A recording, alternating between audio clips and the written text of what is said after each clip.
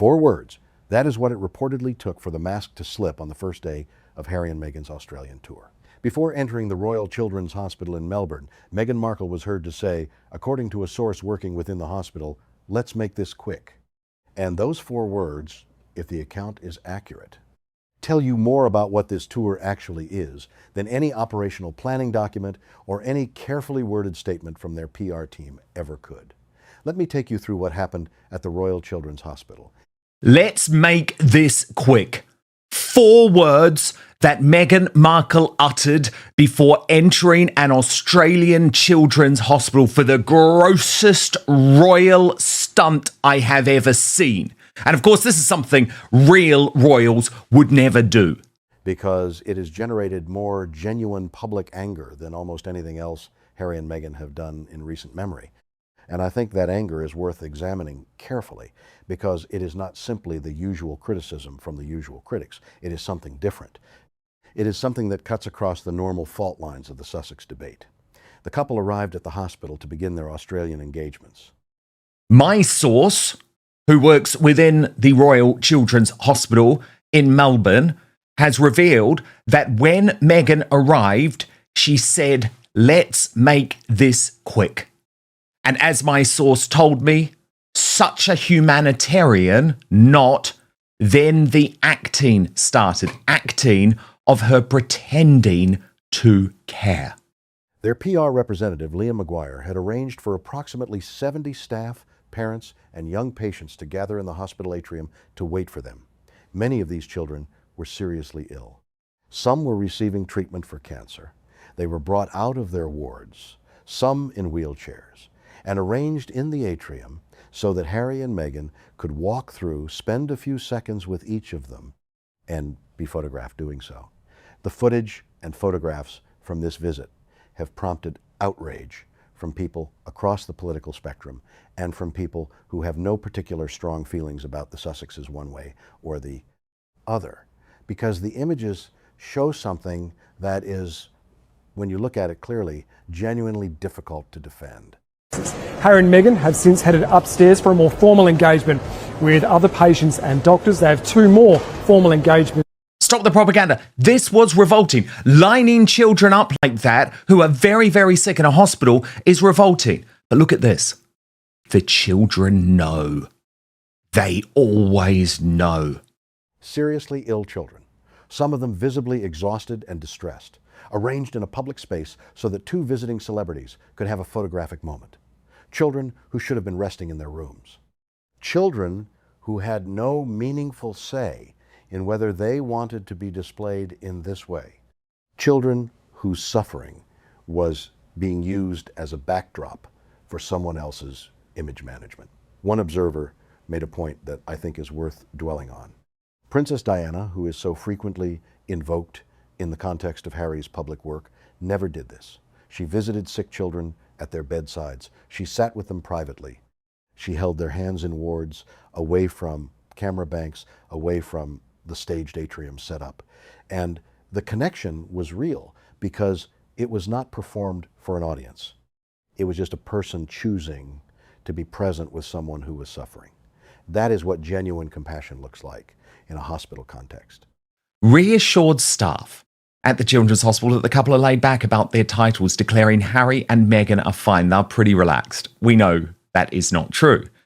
He then arranged for a group of about 70 staff, parents, and young patients to wait in the hospital atrium for the couple. That was that horrible scene that we saw where the children are being treated as props. What happened in Melbourne is something considerably different.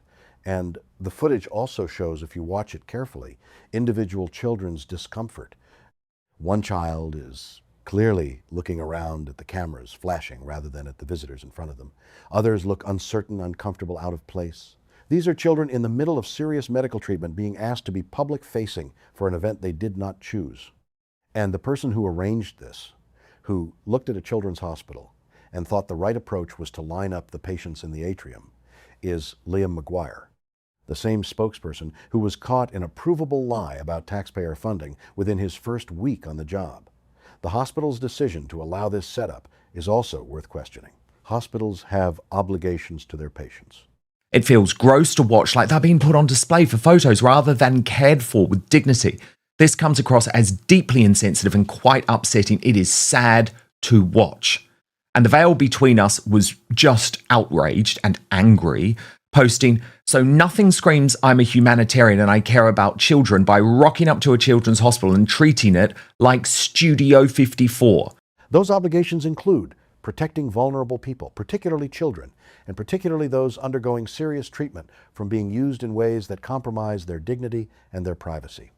Whoever approved the atrium arrangement at the Royal Children's Hospital in Melbourne has questions to answer that go beyond the Sussex PR operation. Meghan's body language throughout the visit, once you know what she reportedly said before entering, becomes very difficult to watch without seeing it through that lens. The smiles read as effortful. The engagement reads as performed. The moments of apparent emotion read as acted. Now, it is entirely possible to acknowledge that body language analysis is imprecise and that it is easy to project conclusions onto footage after the fact. But the source account of those 4 words, let's make this quick, provides a frame that the footage, once you see it, seems to support rather than contradict. And there's a broader hypocrisy embedded in this visit that cannot be ignored. Harry and Meghan have made the protection of children from harmful exposure to cameras and media one of their signature causes. Harry has been vocally, passionately, publicly committed to the idea that parents who post their children on social media are causing harm. He has used the grief of parents who have lost children to social media-related causes to argue this point. It is one of his most prominent advocacy positions. And here he is, in Melbourne, allowing his PR team to arrange a setup in which seriously ill children are lined up in a hospital atrium for the benefit of a media photo call. The dissonance between the stated position and the actual behavior is not subtle. It is not a matter of interpretation. It is a documented contradiction between what he says about protecting children from camera exposure and what he does when it serves his own interests. After the hospital visit, Meghan went on to serve frittata at a women's refuge, where she asked the assembled group whether anyone was hungry, while smiling at the press and others gathered in the room. It is a small moment, but it is telling. She is ostensibly there to support women experiencing homelessness. She is serving food. And the instinct in that moment is to look at the cameras and engage with the audience watching, rather than with the people she is supposed to be there for. The smile is directed outward toward the watching world, rather than inward toward the person in front of her. And again, once you have heard the 4 words from the hospital, that dynamic becomes very hard to unsee. The museum visit that followed produced its own moment of significant interest. Australia's first poet laureate, Steve Cotts, asked the couple how they would like to be addressed, and Harry apparently shrugged and said, "However you like," which Meghan then translated, seeing a potential PR problem, as "Call me Meg." This landed as a headline about how down-to-earth and approachable Meghan Markle is. Call me Meg, just regular people. But consider the context. This is Meghan Markle, who by multiple accounts insists on being announced as the Duchess of Sussex when entering a room, whose team issues briefings about her titles and how they are to be used. This. Hello, how are you doing? Rita. Nice to meet you. Rita.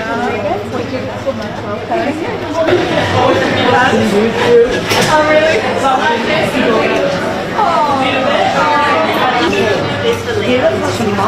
Oh my gosh, it's so cute. Whose entire commercial proposition depends on people caring about her because she is a duchess. The Call Me Meg moment is not authenticity. It is performed authenticity, which is a fundamentally different thing. Real authenticity would be not caring either way. Performed authenticity is calculating that in this specific moment, in front of these cameras, presenting yourself as someone who does not care about titles will generate better headlines than the alternative. And then watching as those headlines duly arrive, right on schedule, the crowds in Melbourne told a story of their own, or rather, the absence of them did. To enact any meaningful change beyond listening for the billionth time, a pathetic waste of hospital time, resources and care to feed this women's deluded ego. And according to Taz, she picked up something darker. actually, and it was based on a particular photo. And she wrote, "I thought I'd just poke fun at this tour, but the hospital stunt has really disgusted me." When Harry and Meghan emerged from their car at the hospital, the people gathered to observe were almost entirely media. The ordinary Australian public, by and large, did not show up. This is the same country where, in 2018, they were mobbed, where crowds gathered at every stop, where the enthusiasm was genuine and overwhelming and moved Harry visibly.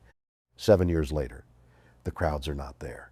And the tour is structured in a way that minimizes exposure to the general public. No walkabouts, no unmanaged contact with ordinary people, which means there is no honest test of how that public reception would actually go if it were allowed to play out naturally. The tour was always going to be this way because the whole thing was constructed from the ground up to manage perception rather than to engage genuinely. The operational planning documents that were leaked before the tour began were not operational documents in any meaningful sense. They were PR documents dressed as operational documents. They were designed to create the impression of legitimate, purposeful activity, veterans, mental health, children's hospitals, women's shelters, while keeping the commercial elements, the lifestyle retreat, the speaking fees, carefully separated from the charity-adjacent appearances so that neither contaminated the other two, obviously. But when Meghan says, "Let's make this quick before entering a hospital," the separation collapses. I don't like her at all. Don't come to Australia. You don't belong here. We don't want you here. And actually, that was what I was picking up from Australians. I mean, you know, I have so many friends in Australia, so much family in Australia. I speak to Australians every single day. And I think what went down very badly is that it doesn't matter where in the world they are, Harry and Meghan decided to pick a fight regarding their security. The curtain comes down, and what you see is not a humanitarian visiting sick children. What you see is a celebrity doing a scheduled stop on a promotional tour, tolerating the inconvenience of the charitable optic because it is necessary for the image and already mentally moving on to the next item on the itinerary. Now, I want to be careful here. Source accounts are source accounts. A single person working at a hospital relaying something they claim to have heard is not irrefutable proof. It is possible the account is embellished. It is possible it is inaccurate. These things have to be acknowledged. But it is also the case that single source accounts, when they land in a context where they fit precisely with a very large body of other evidence about a person's behavior and character, carry a different kind of weight than they would in isolation. Everything we know about how Meghan operates, the controlled environments, the managed access, the speed with which she moves through engagements that are not directly serving her commercial interests, everything about the pattern of her behavior over the past several years is consistent with those four words. Let me also address the question of what real royal visits to hospitals look like, because the contrast is important, and it has been raised by many people watching the Melbourne footage. Real royals, working royals, do not arrange children in atriums. They go to the wards, they sit at bedsides, they spend time with individual patients and families in the privacy that a hospital environment deserves. They do not bring camera banks into pediatric oncology spaces. The entire purpose of a genuine royal hospital visit is to give attention and dignity to the people being visited, not to generate photographic content for the people doing the visiting. The Melbourne setup inverted that entirely. The children were there for Harry and Meghan. Harry and Meghan were not there for the children. And the footage documents that inversion clearly enough that no amount of sympathetic press coverage from 9 News or anyone else can entirely obscure it. There are also reports, unconfirmed at the time of speaking, that Harry and Meghan's team has been surveying the Bondi Beach site in Sydney, the location of a devastating Islamist terror attack that killed multiple people who were celebrating a Jewish religious holiday. The suggestion is that the couple may visit Bondi as part of their Australian itinerary, presumably to generate the kind of solemn, significant imagery that such a location would produce. If that visit happens, the hypocrisy would be of a particular kind. Harry and Meghan have previously been associated with charitable activities in the Middle East involving organizations whose staff and affiliates held explicitly anti-Israel positions. A visit to the site of an Islamist terror attack on people celebrating a Jewish holiday in that context would require a level of either ignorance or calculation that is difficult to attribute to people operating with a fully functioning PR machine. Either they do not know about the contradiction, which seems implausible given the resources they have available, or they know and have calculated that the image value outweighs the reputational risk. Ruthless.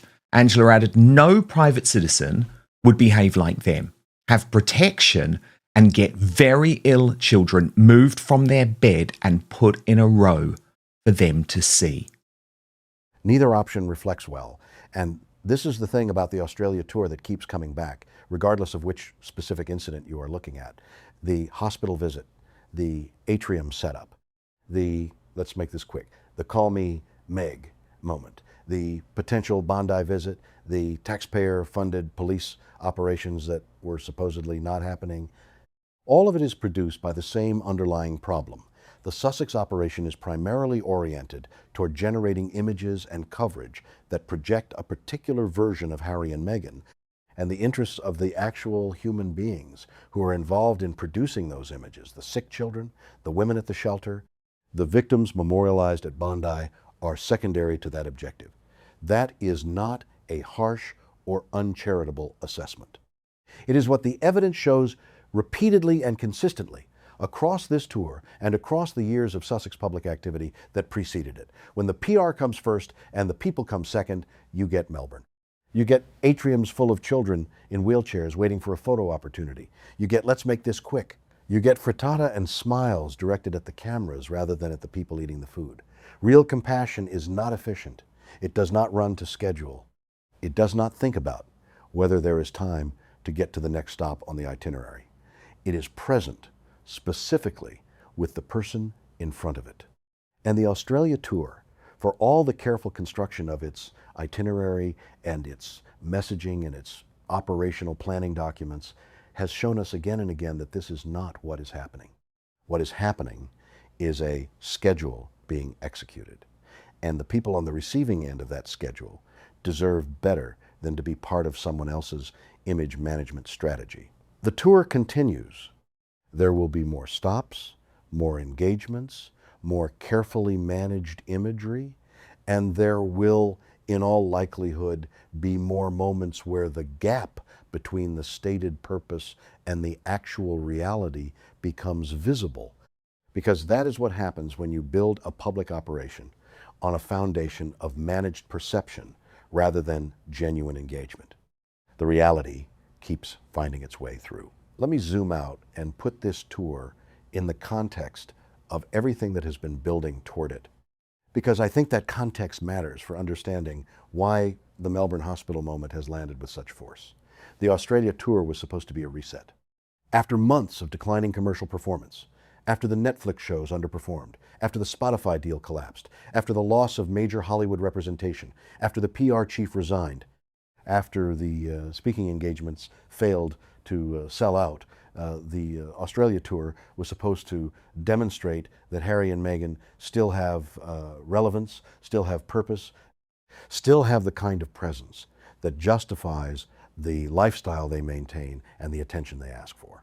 And the way they chose to demonstrate that relevance was to design a trip that looks as closely as possible like a royal tour. Joint appearances, charitable visits, engagement with veterans, hospital stops, the language of official royal visits applied to a private commercial trip. Because the only framework Harry and Meghan have for presenting themselves as significant, as important, as deserving of the attention and the resources their operation requires is the framework of royalty. If they weren't well, I mean, really thoroughly ill. And how can you do that for children? It just made me feel angry, beyond angry. I was stamping about the room just thinking, how can she do that? And what it is, and I think it's very, very dangerous, is that she doesn't care anymore. She is going to get and down the with Strip away the Duke and Duchess titles, strip away the royal adjacency, and the entire justification for the tour evaporates. But here is the problem. They are not royals anymore. They chose to leave that role. They have spent years attacking the institution they left. They have made it abundantly clear in interview after interview and in a memoir and in a Netflix documentary that they want nothing to do with that institution. And yet here they are in Australia conducting what their own press materials describe as engagements, in language borrowed wholesale from the vocabulary of working royal visits. The contradiction is not lost on the Australian public. The 35,000 people who signed the petition demanding no taxpayer money be spent on this visit did not sign it because they are all committed anti-Sussex campaigners. They signed it because something does not add up. just likes herself, and that's how she gets things done. Why would she win these things? I don't know. She's not got charm. She's not attractive in any way, I don't think. She's not interesting. She's only talking about herself. But she will go on and on and on until she gets what she wants. If Harry and Meghan are private citizens pursuing private commercial interests, as they claim, then why are state police forces conducting public safety operations to facilitate their visit? If the trip is privately funded, as their spokesperson insisted, then why are those operations being funded by taxpayers? And if they are simply private individuals, like anyone else, why do they get to line up sick children in a hospital atrium for a photo call? The answer is that they are trying to inhabit two contradictory positions simultaneously. They want the privacy and the autonomy of private individuals, no obligations, no accountability to an institution, no requirement to follow protocols they do not like, and they want the status and the resources of royalty, the security, the deference, the access to hospitals and politicians and charitable organizations that comes from the titles they retained. They want both. And the Australia tour is the most public demonstration yet of the impossibility of having both. Real royals accept the obligations because they understand the obligations are inseparable from the privileges. You do the walkabouts not because you always feel like doing them, but because the relationship between the institution and the public requires it. You visit hospitals the right way at bedsides, privately, genuinely, because the people you are visiting deserve that kind of attention, and because you understand that the visit is for them, not for you. You submit to scrutiny and accountability because the public resources directed to you require it. Harry and Meghan want the privileges without the obligations. They want the access without the accountability. They want the title without the service it implies. And when the inevitable tension between those two things becomes visible, as it did in Melbourne, in the hospital atrium. You know what they're like. Any news event that they think is going to benefit them, they leap onto. So it doesn't really matter to them that a visit to Bondi Beach would be completely incongruous with the rest of their approach to the Middle East conflict. But I think they'll do it because they've been told this is a big moment. In those 4 words reported before the cameras started rolling, the gap between the performance and the reality is suddenly very clear. The contrast with Catherine, Princess of Wales, is instructive and is being drawn by many people watching the Australia coverage. Catherine visits hospitals and the children warm to her immediately. She gets down to their level. She stays as long as they need. She gives them the kind of attention that is not efficient, is not scheduled, is not oriented toward the next stop on the itinerary. It is just genuine human warmth directed at a child who needs it. And children know the difference. Children are extraordinarily accurate readers of whether an adult is actually present with them or is performing presence. The footage from Melbourne shows children who, whatever the official narrative around the visit, are not particularly drawn to the people visiting them. Catherine also has something else that is relevant here: a track record. Years of consistent, unglamorous, deeply committed, charitable work that was never dependent on camera access to justify itself. The work existed before the cameras arrived and would have existed without them. That is what genuine charitable commitment looks like over time. It builds trust precisely because it does not need the cameras to validate it. The Melbourne hospital visit was not that. It was organized for cameras. It was scheduled on a PR timeline. It was built around the photo opportunity rather than around the needs of the patients. And the children in the atrium, whatever their experience in the moment, have now been used as content, their faces, their wheelchairs, their evident illness appearing in media coverage around the world as part of the Sussex image management operation. Now let us talk about what comes next on the tour, because Melbourne is just the beginning. Sydney is next, which includes the Invictus event on Sydney Harbour, Meghan's lifestyle retreat at the Intercontinental in Coogee, and potentially a visit to Bondi Beach. Each of these presents different challenges and different risks. The Invictus event is Harry's strongest ground. When he is with veterans, as I have said before, the authenticity is real. The connection is genuine. The people he is with know it and respond to it. If there is a version of this Australian tour that produces something that genuinely matters, it will come from Harry's time with Invictus competitors and the families who support them. That part of the tour, whatever its complicated relationship to the broader commercial operation, has real human value. Meghan's retreat is already generating its own controversy, as we have discussed. The alcohol at every meal, the journalist who was removed after paying in full, the questions about whether men are actually permitted or not, the general impression of an event that is less women's empowerment and more expensive lifestyle weekend with a celebrity host. The images from that event, if any, leak out despite the extremely controlled access policy, will be interesting to compare with the hospital footage. The same woman who said, "Let's make this quick" in Melbourne will be present at an event where the audience has paid nearly $3,000 specifically to spend time with her. The level of genuine warmth and engagement directed at that room versus the hospital room will, I suspect, be noticeably different. I know. If you get Catherine, first of all, the children warm to her immediately, but she gives them the sort of fun and gentle.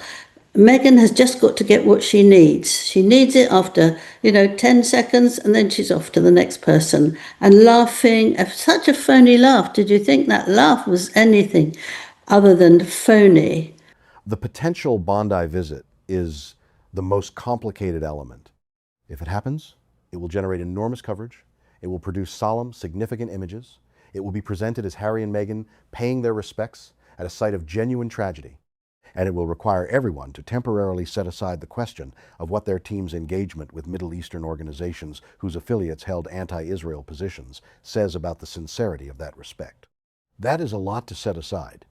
And whether the Australian and international media are willing to set it aside, or whether they surface the contradiction, will determine how that visit plays out in the public conversation.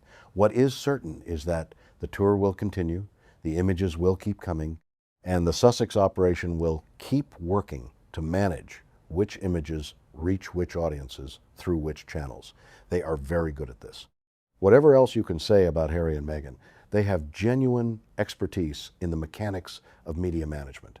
They know how to generate a headline. They know how to produce a photograph that lands. They know how to work a room, even if the 4 words reported before entering it suggest something different about what they actually feel while they are doing it. But media management by itself is not a strategy for the long term. It can sustain a moment. It can generate a week of positive coverage.